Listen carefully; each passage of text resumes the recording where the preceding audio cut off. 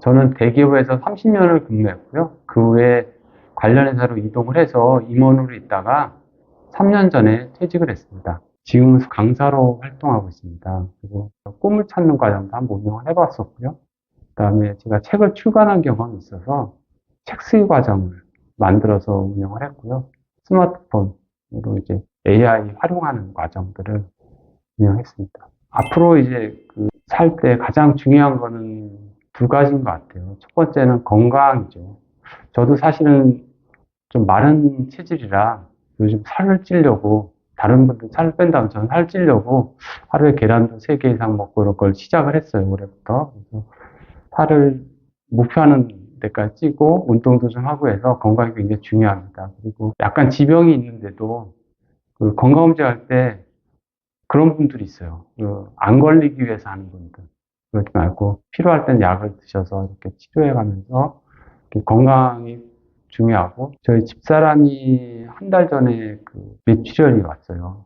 사실은 집사람이 혈압이 어느 정도 있었는데 제가 이제 혈압약을 복용하는 게 좋겠다고 권유를 했지만은 젊은 나이에 창피하게 좀, 좀 거부감이 있어서 안 먹고 대신에 식이요법으로 자신을 관리했거든요. 그런데 뜻하지 않게 갑자기 그런 발생을 했습니다. 그래서 한 주간자실이 한 4일 정도 있었고요. 그리고 일반 병실도 나왔었는데 다행히 이제 의사 선생님이 천운이라고 얘기하듯이 크게 문제가 되지 않아서 지금 정상적으로 잘 생활하고 있어서 다행입니다. 그리고 혈압약 지금 꼭 챙겨 먹고 있고요.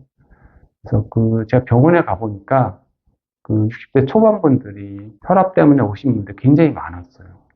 저희 집사람이 있는 병실에도 60대 초반이 5명 중에 3명이었고요. 옆에도 2명. 한 50% 되는 것처럼 좀 느껴졌거든요. 대부분 혈압약을 안 드시지 않았을까 이런 생각이 들고요. 그래서 건강에 필요한 것들은 반드시 좀 챙겨라 이렇게 말씀드리고 싶네요. 집사람 혈압 때문에 문제가 생기고 나서 주변에 아시는 분들이 그런 얘기를 해주셨어요. 자기 할머니, 자기 어머니가 혈압이 있는데 대부분 다 유전에 관련된 것들이기 때문에 대부분 비슷한 나이에 똑같은 상황을 겪고 있다는 것을 뒤늦게 알았습니다. 그래서 그럼 집안에 그런 분들이 계시면 그 나이에 굉장히 위험할 수 있기 때문에 미리미리 예방을 하는 게 굉장히 중요하다. 제가 경험을 했기 때문에 더 강력하게 말씀드립니다. 그리고 이제 집사람 주치의께서 저한테 하신 말씀이, 사람이 아무리 건강하고 튼튼해도 혈압을 이기는 사람은 없다라고 이렇게 말씀하시더라고요. 꼭 혈압약으로 혈압은 컨트롤 해야 된다 이렇게 말씀하셨어요.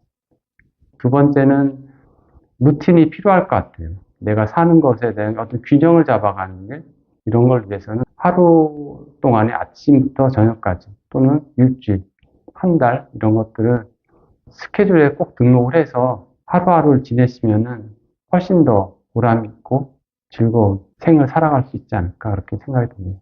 저는 아침에 꼭 책을 보는 거, 책을 보는 시간은 길진 않아요. 짧게는 30분, 길게는 1시간 반 정도 있는데 아침에라서 30분 정도 책을 읽고 그다음에 커피를 마시거나 노래를 듣고 이런 것도 굉장히 힐링이 되거든요.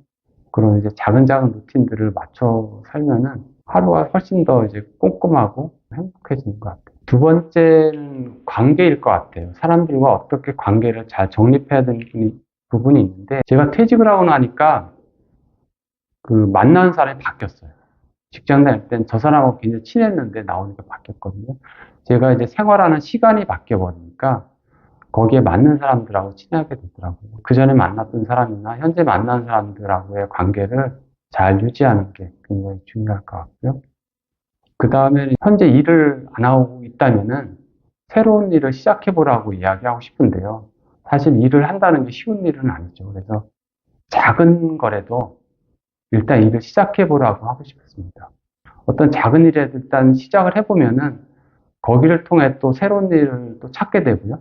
나한테 정말 어울리는 일을 발견할 수 있거든요.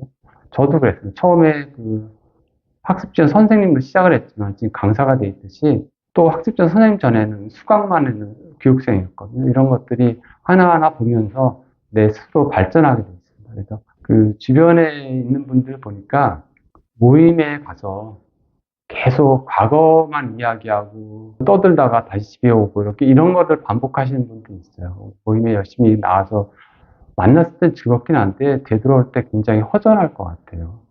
그런 것보다는 조금이라도 내가 성장할 수 있는 그런 이야기를 할 수 있는 공간을 찾아가는 게 되게 중요할 것 같고요. 저는 어떤 분들한테는 독서문을 추천해 주기도 했는데 그런 것들이 좀 필요할 것 같아요. 내가 나에 대해서 생각할 수 있는 시간을 가질 수 있는 곳, 일주일에 한 번 정도는 그런 분들 만나면 좋겠다. 그래야 스스로에 대한 에너지를 얻을 수 있을 것 같아요. 일단 AI 인공지능에 대해서는 기본적으로 개념을 아는 게 아니고 실제로 굉장히 간단하게 활용할 수가 있거든요. 그런 걸 한번 활용해 보는 게 굉장히 중요할 것 같고요. 유튜브를 이렇게 시청만 하는 게 아니고 본인이 한두 개다 뭐 올려보고 쇼츠도 올려보고 뭐 이런 것들 하나하나 해보면서 뭘 하나 하면은 아 내가 이런 것도 할 수 있겠구라는 그런 희망을 찾을 수 있거든요. 그렇게 한번 노력을 해보시는 게 어떨까 싶네요. AI로 지금 뭐 리툰이나 아니면 아수업이나 이런 걸 가지고 제 모임에 있는 분들도 보니까 모임에서 인사말 할 때 그 질문을 통해서 하고 줄에서도 쓰고 예. 요즘 뭐 노래 작곡하는 것도 있고 작사하는 것도 있지만은 그런 걸 많이 활용하는 것 같고 시를 써서 책을 내신 분도 있고 아 그럼 외롭죠. 외로울 때는 자꾸 숨어 있으면 안 됩니다. 외로울수록 바깥으로 나와야 되고요. 바깥으로 나와서 산에 가든 공원에 가든 혼자이기 때문에 외로울 수 있거든요. 음, 제가 제안하고 싶은 거는 성교육관들이 많아요. 지자체에서 하는 것들이.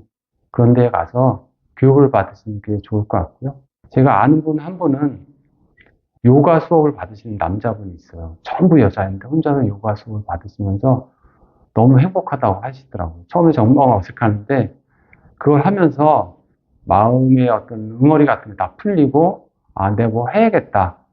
그래서 지금 새로운 일을 준비하시는 분이 있어요. 요가에서 전혀 엉뚱한 구상을 하시고 계시더라고요. 하여튼 뭐 하는 게 굉장히 중요합니다. 저는 이제 강의하는 걸 계속 진행을 하려고 하고 있고요. 그 다음에 1인 기업을 만들었기 때문에 어느 정도 수입을 계속 창출해서 우리 가정에 이제 기여하고 싶고 또 하나 있는 거는 매년 책 한 권씩 출간하겠다는 그런 목표도 있고요. 또 운이 좋다면은 제가 책을 쓰는 사람이기 때문에 전국 도서관을 돌면서 북토크 투어 이런 거 한번 해보고 있습니다. 직장 다니는 내내 굉장히 고생했다고 이야기를 해주고 싶어요. 왜냐면 직장 생활 하는 동안에 IT 하는 사람들이 대부분 그런 게 있어요. 낮에도 일하지만은 밤에 일할 때도 많고, 그때는 광명시에 살았어요. 회사는 잠실 쪽에 있었고요. 그러다 보니 굉장히 멀리 출퇴근을 했었고, 새벽에 출근하고 막 이런 적도 있고, 새벽에 퇴근한 적도 있고, 막 이런 적도 있어서 굉장히 30년을 굉장히 고생했다. 이제 너 하고 싶은 거 해봐라. 이렇게 얘기하고 싶네요. 그동안 참 고생했고 고생한 만큼 지금부터는 네가 세상의 주인이야. 네가 하고 싶은 거 다 하고 즐겁게 행복하게 살아. 그리고 가족한테도 꼭 봉사 잘하고 파이팅!